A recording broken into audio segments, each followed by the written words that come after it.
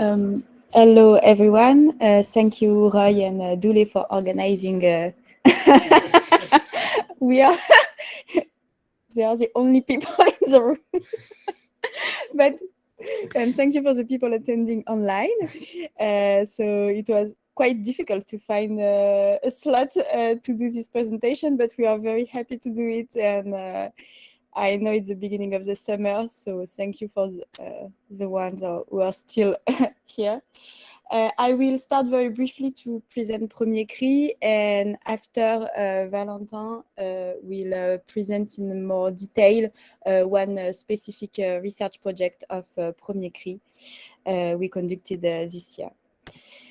So what is Premiers Cris? At the beginning, it was one of the lab of the Cris, and we integrated the research team, I think, 2 years ago. And so more specifically, we are so where science and design meet, we bring together an interdisciplinary community in a collaborative research process. And this approach, which combines scientific methodology and creativity, enhances the experience of early childhood stakeholders and tends to rethink research practices. And Premiers Cris, it's a big goal, works to improve the care of young children and to reduce developmental inequalities in early childhood. We are a small team. Me, Lisa Jacquet, I'm PhD in cognitive sciences. I did my bachelor and my PhD at the Cris. And now I'm maître de conférence at l'Université de Lille. Marion Voileau, who is not here because she's on holiday. She's a PhD student at the Cris in design, and she's an architect. Valentin Detling, if you want to say something. Yeah. Hi, everybody online. So I have a master's degree in biology, and I've been working for a year as the Action Research Project Manager. And that's why I will present to you just afterwards one of the action research projects that we did this year. And Maria Cano, she was working with us and she stopped her internship last week, but she has a bachelor in economics and she was an intern. And Samantha De Biasi, who is the graphic designer and creative director of Premiers Cris. We are at the Cris, so I think LPI, you know what is collaborative action research, but just to be sure, for us, it's not a general definition, but for us, it's research is a collaboration between actors with different statuses, so scientists and non-scientists. And more specifically for Premiers Cris, so it's action research because the research project we conduct have a social goal. So we need to address specific issues that the stakeholders on the field encounter. And it's also a collaboration, and it's a collaboration between scientists, designers, and professionnels de la petite enfance, PPE, so people who are working with the children on the field. And so why we do collaborative action research? First, for science, because we think that this methodology can enhance the knowledge produced by including the viewpoints of the primary stakeholders, so the professionnels de la petite enfance, and by taking into account the richness and complexity of the field. Also to promote interdisciplinarity and open up knowledge, because we are working at the frontier between science and design, and to renew the scientific research methods to reconcile science and its audience in this project. And also for society, to provide practical solutions adapted to an environment and its needs, to work towards the recognition of the field knowledge and practices, encourage collective decision-making and the renewal of practices in a logic of emancipation, and to improve the experience of early childhood professionals in their daily lives and strengthens the well-being at work. And now Valentin will explain in more detail how we try to do all this stuff. Okay, so hi again. So we chose today to present one of the projects that we led this year. So it's actually the first project that we developed. So it was in daycares. And I was the Action Research Project Manager. So I'm speaking in the past because my mission will be ending at the end of the month. And so we wanted, rather than explaining to you our methodology theoretically, to illustrate it with that example. We also did another action research project in a cultural center, but we will not present it today. But the methodology that we employed was the same. So briefly, there are several steps for our collaborative action research projects that are articulated along 5 meetings that in which every stakeholder are reunited. So us, the designer, the scientist, but also the early childhood professional. And all along these meetings, we try to first focus on a research problematic that is adapted to the field, then to design an experimental setup in accordance with the field needs, but also thanks to the presence of a designer in the project. And then experiments are led on the field that are scientifically evaluated, and then the data are analyzed and represented thanks to the scientists. So the stakeholders. So as Lisa mentioned, we have people from the field, a designer and researchers. So for this project, we had 5 daycares that were located in the Paris area, in the 20e arrondissement, Bobigny, Pantin, and Clichy. There was also Zoé Aigerter, who was the designer, and Emmanuel Devouche, that was the researcher of the project, so who is a developmental psychology professor at the Université Paris-Cité. And so for every project that we lead, we first define a very large research subject. For here, that was the communication around the young child in daycare. So we define a very large topic at first for 2 reasons. So first, to recruit a designer and a researcher that are also interested and specialized in that subject, and also to focus the discussion that we have with the early childhood professional, so that they, since it's a very different structure, so that their reflection do not go in too many directions. And so in daycares, there are multiple interaction and communication path actually, either between children and professionals, between professionals themselves. And so this was how we presented it to the professionals. And so during an initiation day that we performed at the end of last August, we did some workshops to make emerge problematics or situations that were of interest for the professionals. And we gathered all of these feedbacks into 4 different main subjects of interest that were either transmission times, so the transmission of the morning or the evening. So I don't know if you have children, but the transmission time is very important in the morning when you give your children to the professionals, so that you can tell them information about what happened during the weekend or during the night. And the same on the evening. The professional can give information to the parents about what happened during the day.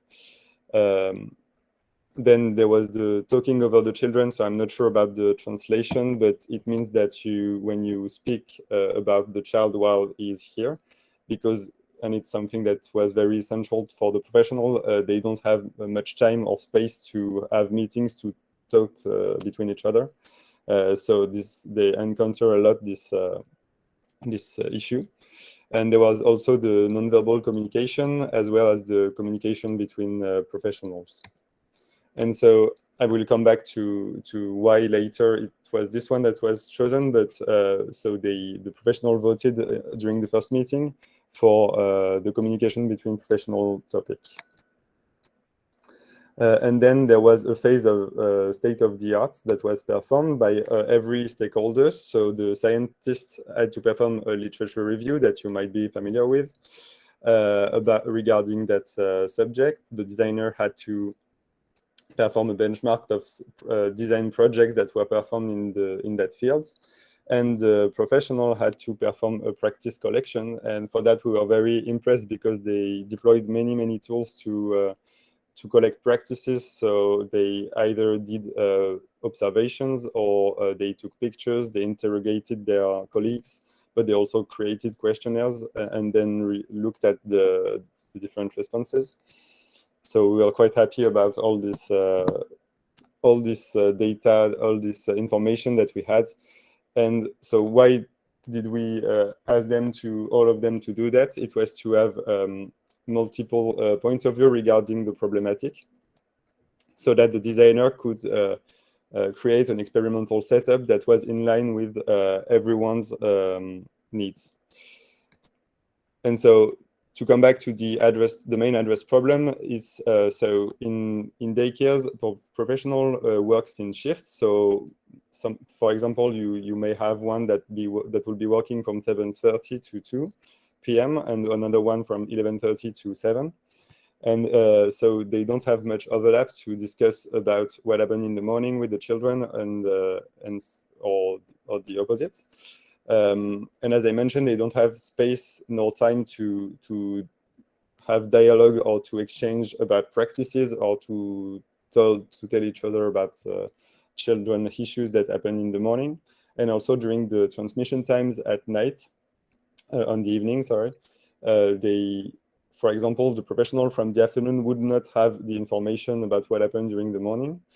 So this one's one of the main problem. And also, many of them don't have the time to open a notebook and to handwrite things, because you would think that maybe you could just have a notebook and then write down everything for every children. And for most of them, writing in French is also not very easy. So there were many needs that had to be addressed. So the goal was to enhance the communication between professionals. And so the idea was to propose a simple interface that was also online, because in the daycares, most of them don't have any Wi-Fi. A tutorial had to be integrated so that at any moment the professional could come back to it to understand how it would work. And so that's why the designer proposed a device that was equipped with a screen, so that you would not have the handwriting to do. So then I will show you the device so that it will be clearer.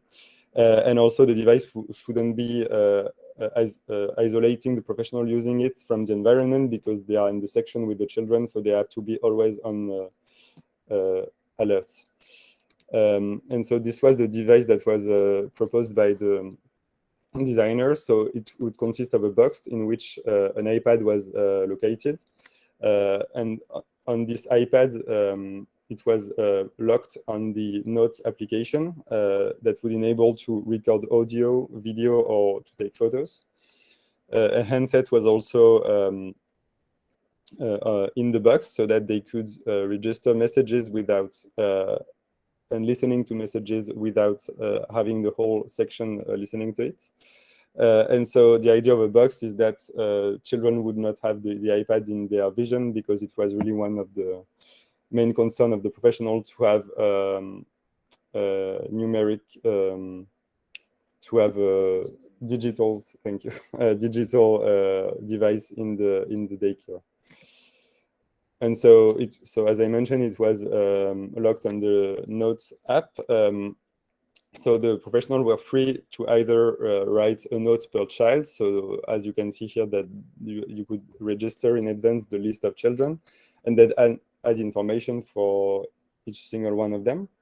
The goal of using Notes is that it's offline, and that when you add another or you modify a note, it comes back to the top of the stack, and it can also be pinned. So if you have an urgent matter that has to be read by everyone, you can pin it. And as I mentioned, the notes can be taken using multiple ways, and even videos to, for example, what was done was to record videos of a workshop that was done between professionals and children so that others can then replicate it later. So as you can see here, you could dictate using the speech detection, and then it would write instead of writing it. So the device that was called Allo l'Espace was deployed in the daycares for 8 weeks and was the subject of a double evaluation. So first, the communication quality was assessed with a pre-post questionnaire that we developed based on the literature. And then the use of the device was also analyzed to determine what type of communication was done. So if we move on to the experimentation phase, it was accompanied on the field by 2 mediators that we recruited. So Charlotte Esqueré and Rashmi Rangarajan, who joined the team. So Charlotte is an organizational consultant, and Rashmi is a psychologist and a doctoral student at the Monash University. And the point of having them in the team was that all along the experimentation, they would go on the field. So half a day per daycare during the 8 weeks to first do observations, to be accustomed with, every professional in the daycare, to know how they would work. And then for the pilot experiment, to present the device and then to help them to get accustomed to it. Then these 2 weeks of pilot experiments led us to a meeting that was number 4, actually, in which all the feedbacks were given back to the designer, so that she would do another device, and then the real experiments would be able to begin. And so theoretically, we want the experimental setup to go in that dynamics, so an iterative process. So you would devise a prototype, you test it on the field, and then you collect feedback, which enable to design another device. But actually, we only had time to do 2 versions of the device. And so Charlotte and Rashmi created that feedback form, because one of the main difficulty was to be able to collect feedback while professionals are always busy and they don't have time really to answer to questions. So we couldn't do a very thorough evaluation of their feedback. And so they would do this very simple questionnaire so that they would answer quickly. And so regarding the hardware, they were quite not happy about the aesthetics or the size of the box, because it was actually this large, so larger than my laptop. And regarding the software, it was, well, this is very qualitative interpretation, but they were quite happy about it. And for the use, they would use it more for reading than for creating, and you see that most of them wouldn't use it at all. So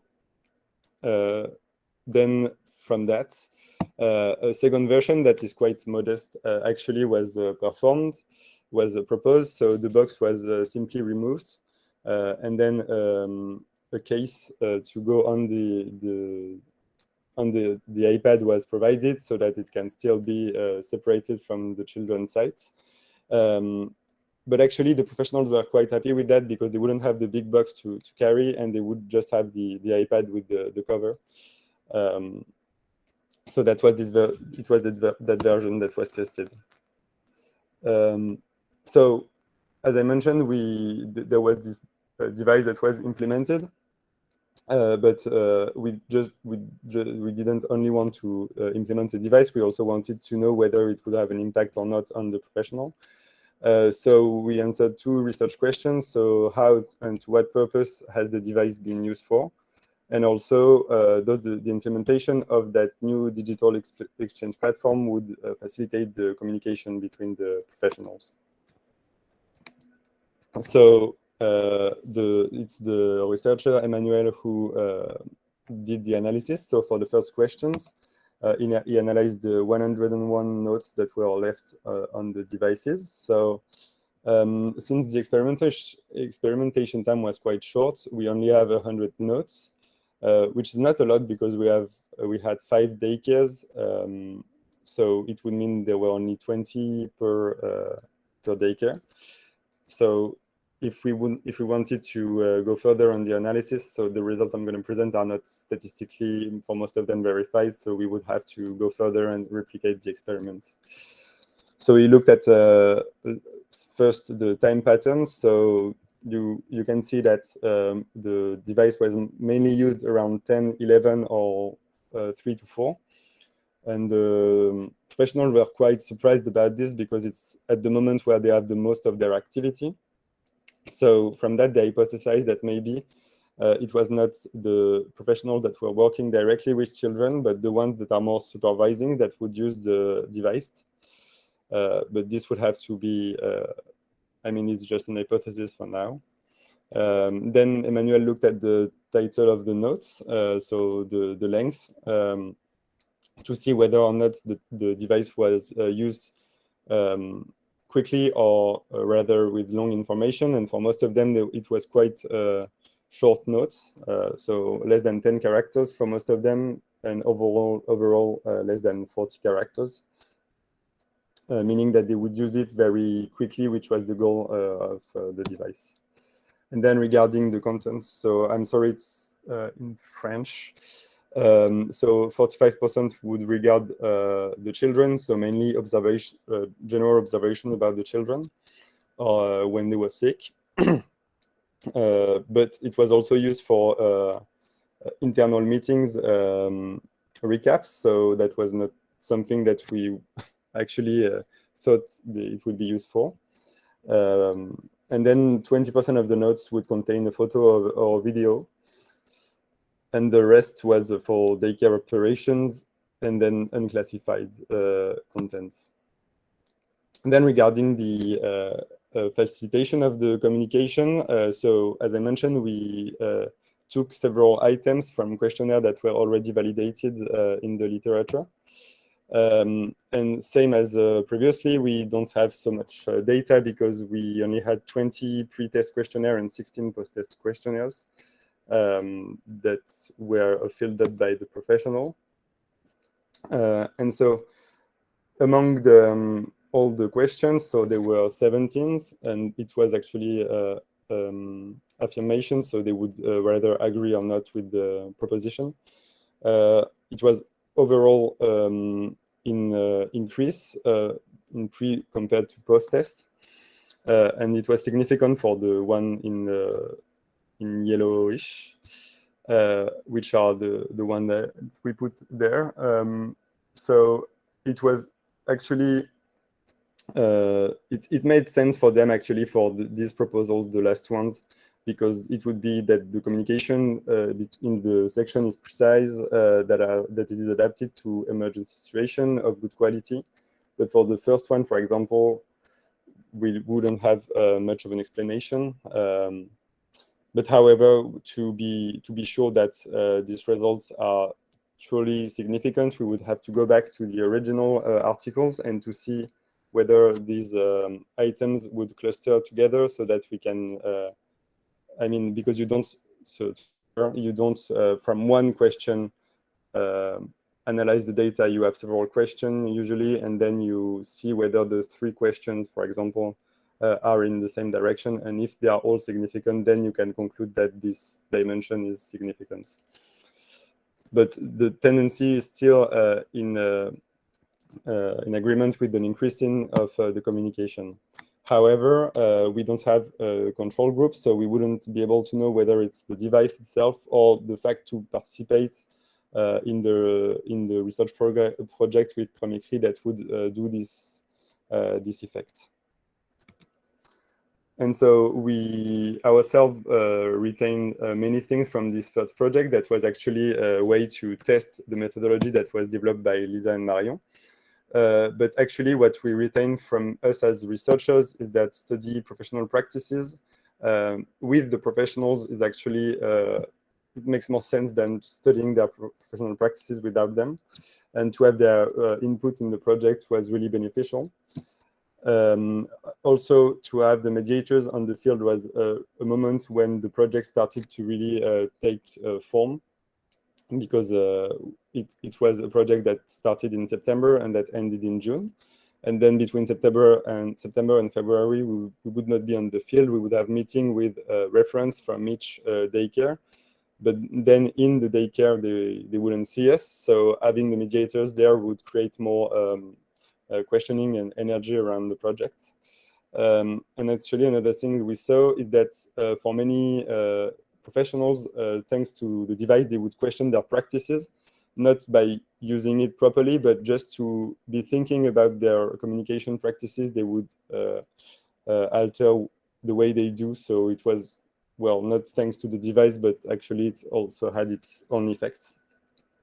And to enrich our what we retain from this project, we will perform qualitative interviews. So I will come back to that just afterwards. And we'll also modify our methodology based on the feedback we collected from the professional. And we hope we'll be able to valorize this work through scientific communication. And so that would be the last part of this presentation. So we... Yeah. Yes, so they were, so I'm not sure they would hear the question. So the question is that, did you consider data from only participants that answered both pre and post, or was it unnecessary? So for the post test, they were matched with the one from the pre-test, but then there are 4 more that are. So 16 was. Yeah. Yeah, I don't know if you have more, or just just one slide left, and then we can. Oh, I don't know. Okay. So we also do research on that research project. So we want to know whether we have if our projects have an impact. So our hypothesis was that if participating in a Premiers Cris project has an impact, then the well-being at work of early childhood professional, at least on dimension that we selected, would be improved. And so we developed a mixed method framework that was both quantitative and qualitative. So for the quantitative side, we created and statistically validated a questionnaire with 2,500 participants. And we chose 4 dimensions, so reflexivity and the practices, work valorization, and links between the team, as well as general satisfaction, because we hypothesized that we could have impact on these dimensions. So it's not a questionnaire that is assessing the well-being at work in general.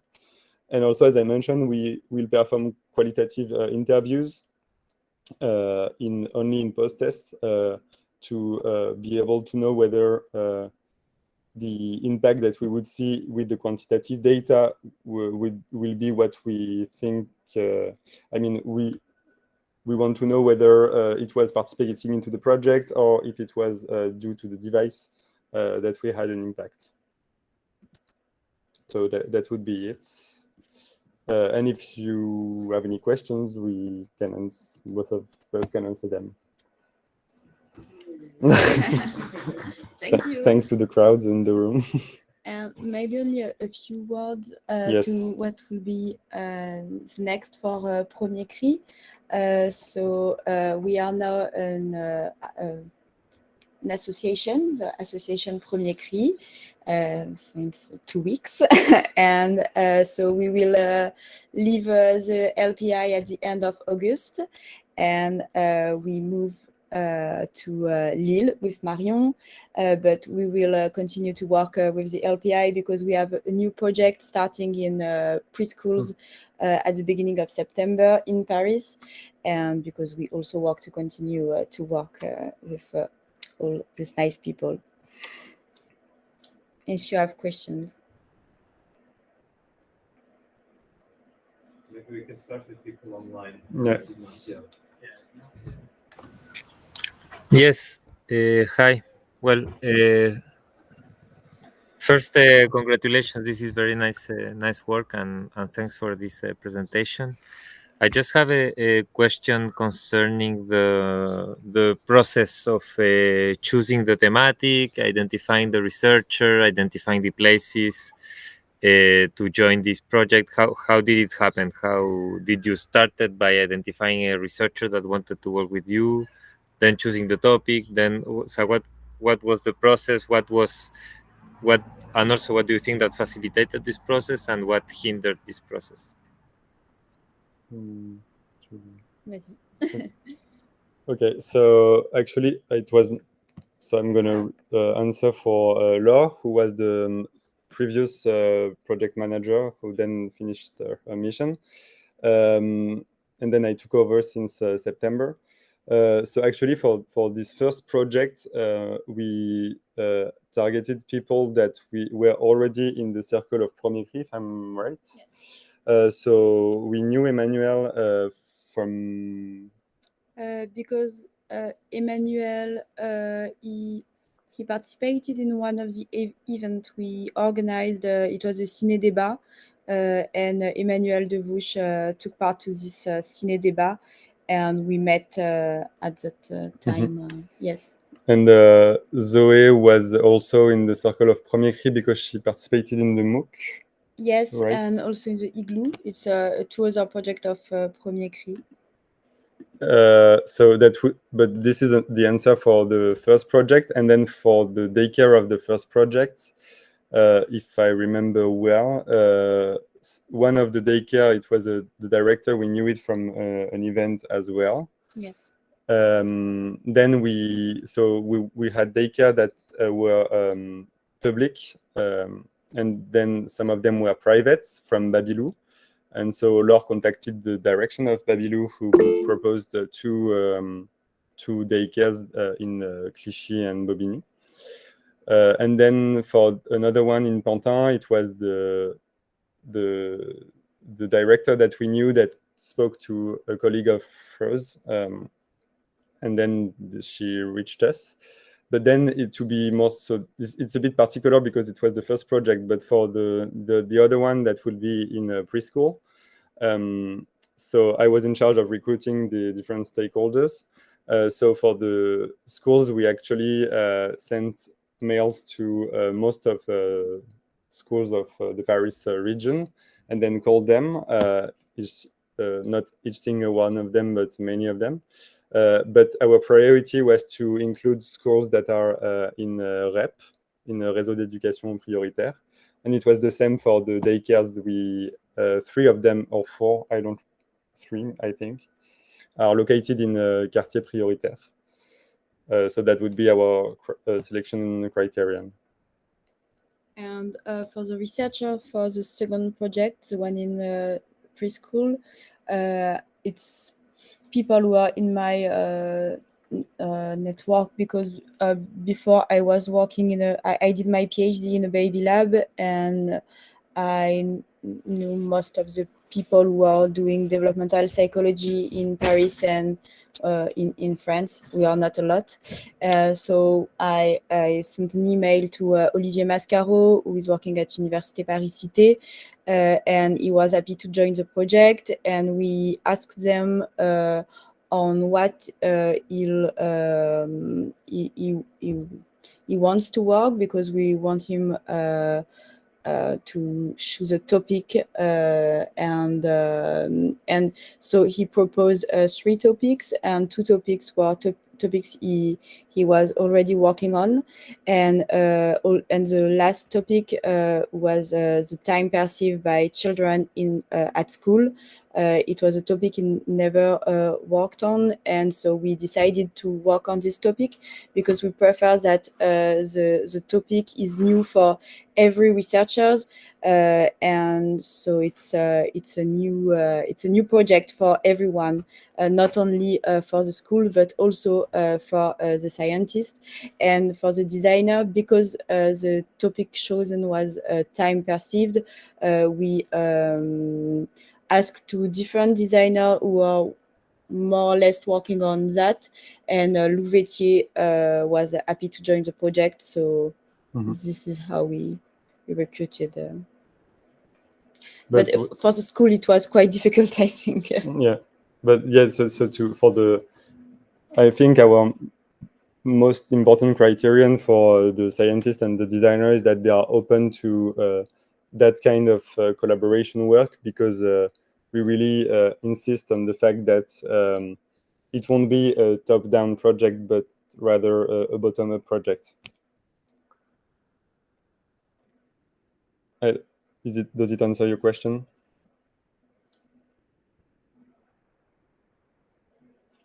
Yes, fully. Thanks. Thank you, Ignacio. Murillo? Yeah, hi. It's really nice to hear from all of you. I have two questions. I'll ask the first one. The first one is, you mentioned the triple state-of-the-art process. Could you maybe say a bit more about what the practitioners did and how that information that they raised and collected was used to inform the project? Yeah, so as I mentioned briefly, so we would not give them clear instructions on how they would do that practices collection. So they were really free to do it the way they would want, and would have the time also to do it. And also we would not have much insight on what would be the best for them. So that's why we let them free of doing what they wanted to do. So actually, most of them took pictures of the different spaces they had to evolve in the daycare. And most of them also talked to their colleagues to know whether they would have things to testify about, not testify, to say about this, what would be the issue they frequently encounter when they have to deal with to communicate with their colleagues. But for the most original part, it was one of them who made, as I mentioned, a survey. So she created questions, and then she presented the results in a PDF. And so all of this was gathered on a common Google Drive, and it was used by the designer to so combine with the fact that she went in the daycares to see how they work, so that they would have insights on what are the issues that are mainly encountered.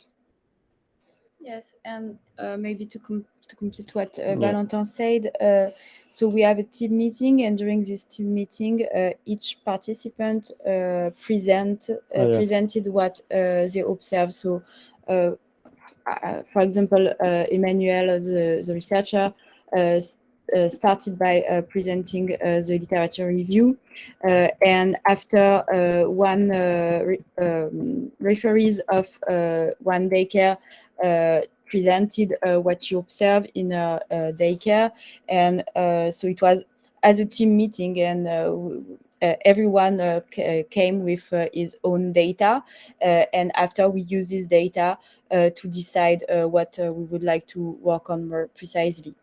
But I think it's a good question that you ask, because it's something we want to add and to precise in the methodology, because I think we were lucky that they did a lot of data collection and were very autonomous on it. But for the next project, we would like to propose to the field stakeholders some tools to do this data collection, because it's not if you are not a researcher, maybe you don't know how to do it. And we were very surprised that they developed some surveys and interviews, and but yes, I we want that it would be less time consuming than what it was for them. Yes, this time. And maybe it's good for them. It's something free, so they can choose what they would like to do. But maybe just to say, okay, you have this tool, this tool, this tool. You can choose whatever you want, but we can yes, we can help you in this data collection. So it is one of the points we would like to change in the methodology. My second question is about the notes and how they were used. I don't know exactly what the professionals wrote in these notes, but do these notes need to be saved, or can they easily be erased from one day to the next, and that doesn't make a difference for their day-to-day work? And related to that, did you find that there was a concern that these notes could be used to evaluate their work, and maybe the practitioners might be reluctant to use something like this because then this could become one thing that they might be judged by their superiors in the hierarchy? I don't know if that makes sense. So regarding so there are two things that you're raising. So they have a transmission notebook that is mandatory for the physiological parameters of the children, and for at the time they come and at the time they leave, which is different from because they have many notebooks actually. So there is this one that is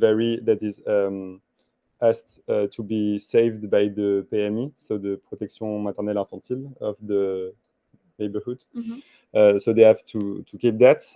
So this notebook couldn't be. I mean, it wouldn't be an option to put these parameters on the tablet. And then the aim was more to write things, for example, about the activities they did during the day, or an improvement. For example, the child started to say that word, so more things that were to enrich the transmission with the parents. And this don't need to be saved. The law doesn't ask you to save it. And so regarding if they would think that they would be evaluated, it was something that was really, really repeated by the mediators, that nothing would be done to evaluate their practices. And even when the mediators were there and observing what they did in the daycare, they insisted on the fact that there was no evaluation that was performed. And so I think for the part of the evaluation by the direction, it would be the same between this sort of digital notebook and the regular notebook that they would have. Yes, and for your second question, the notes could be anonymous if they wanted to, so Yeah. they don't have to put their name. But yes, I think it always one of the fear of the people to be evaluated. In the other project we conducted this year in a cultural center, the project was about the mediators inside the cultural center that are doing the mediation between the parents and the children and the artistic device. And they were very afraid to be evaluated by the questionnaire. So we took a lot of time with them to spoke about each questions to be sure that they don't feel evaluated by this question. And so some of the questions we developed with the researcher were deleted because the stakeholders, the professionals feel evaluated by this some of the questions.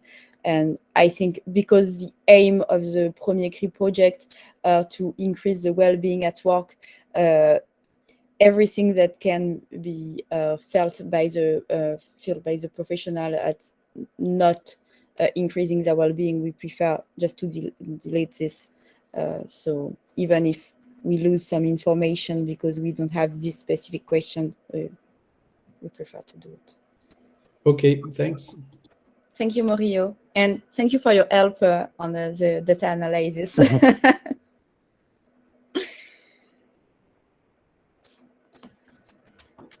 Yes. So I don't know if they're going to hear me over there. I'm going to try and speak relatively loudly. So first of all, it's very impressive what you managed to achieve. I love the fact that you went from an idea to an actual device that wasn't overly complicated, that sort of could work right away, that used software that existed rather than trying to design something new that that's going to take months. So anyway, like it's really, really cool. I have a lot of thoughts of you could have maybe done it this way or that way. I'm sure you do as well. One thing that I would mention is I wonder if there's sort of common types of comments that they're leaving that could be automated in some way. So I don't know if there is sort of a common comment like, oh, the kid was sick, or the kid will be late. That could be nearly like an emoji or sort of a copy-paste type thing that would further shorten the need for typing or even like leaving a message. But anyway, that's more of a question. So you worked a lot with these teachers. They had a lot of support, and they seemed engaged at the beginning of the study. And yet, in terms of how much they use the device, was sort of disappointing to I think, given the number of schools, the number of people. Like it was 20 per school, so that's like 1 note per kid on average for 2 weeks. So why do you think that was, or how do you think you could motivate them more? Yeah, so actually, the first thing that came up regarding that is that the 8 weeks is really too short to do that kind of experiment. I mean, for some of the professionals, they would say that they would need 1 year, 2 years to get accustomed to the device, and even because like just for implementing a new notebook, they gave an example. A director gave the example of a new notebook that was in their office, and it would take a month before everyone take the habit to use it. So, and actually, when we did the experiments, for example, so Charlotte and Rashmi went every week in every daycare, and you have like, I mean, difficulties linked to things you cannot. So, for example, they would go and then they would have, they wouldn't be. I'm losing my words. For example, they would go at 2 and they at 2 p.m., but the professionals wouldn't have understood that it was at 2 p.m. that day, so they would have to come the week after because they didn't have time this week. So we were late, and it would delay a lot the calendar, and we had a fixed calendar. So I think that's why they wouldn't be so much engaged. And also there is a lot of work that we think we would have liked to do before implementing a digital device regarding the defiance of the professional regarding digital in daycare, because they really don't have digital tools. They don't have Wi-Fi, they don't have laptops, and for when they want to play music to children, it's still with CDs that are most of the time scratched. So for example, for one daycare, the director wouldn't let the device to be in the section, but in her office. So then it wouldn't be used because you don't have the time to go to the director's office to leave a note and then get back. And then also it was related to we deployed the device in only one section per daycare, and sometimes you have 3 or 4. So then in post-test, we wouldn't ask the ones that didn't have the device to answer. Yes. But I think the main thing was to give them more time to get accustomed to the device. Yes, and also one specificity of this methodology is that at the research meeting, not all the people in the daycares are coming because it's 150 people. It's too many people to do a research meeting. So it's only the referees so there is 2 referees per daycare. And so they were very motivated by the project. But, and this is also something we need to think for the next project. Maybe we did not help them. We need to help them more to how to say it. To motivate their Yes, colleagues. to motivate their colleagues, and because for the other colleagues, they came at the Cris at the beginning of the year, and they have 1 day of introduction to the project. It was in September, and in February, a tablet came into their daycare, and so they were, why is there a tablet in the daycare? Why I have to use it?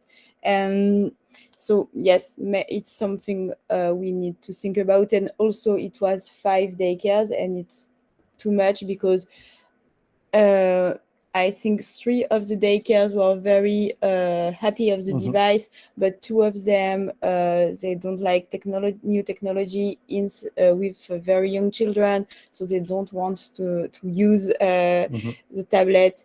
And also there are smaller structures, so they wouldn't need something to regroup notes from many professionals because they already dialogue with one another. And also something they told us is that because we were working with a designer and we explained at the beginning of the project that they can think out of the box, etc. And after it was a tablet with the app notes, everyone knows.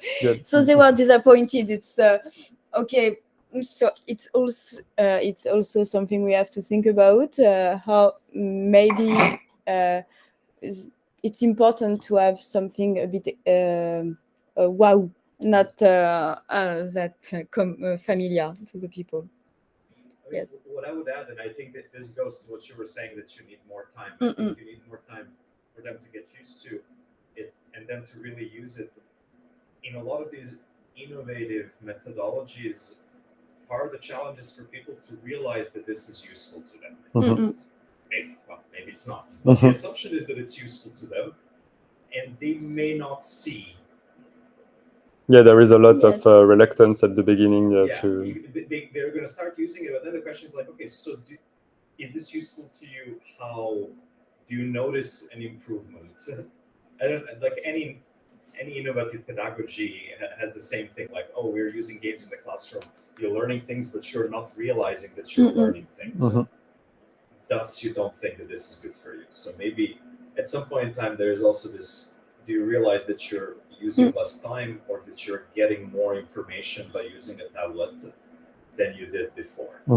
But that also needs time. Yes.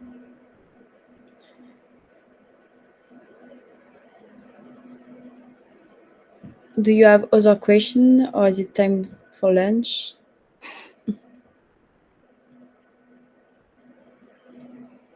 Okay, thank you.